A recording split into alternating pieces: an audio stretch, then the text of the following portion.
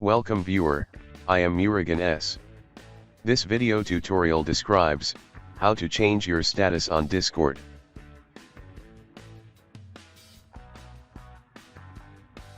Select your channel.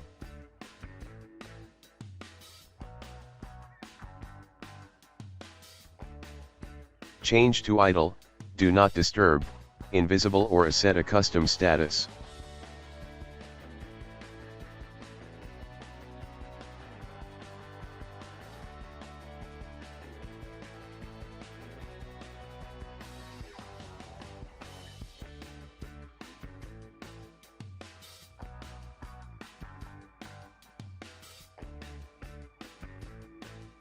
Click Set a custom status.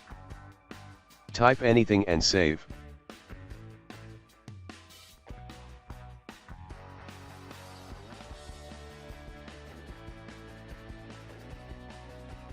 I hope this video tutorial helps to you.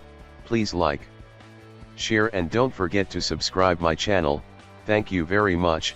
See you next video.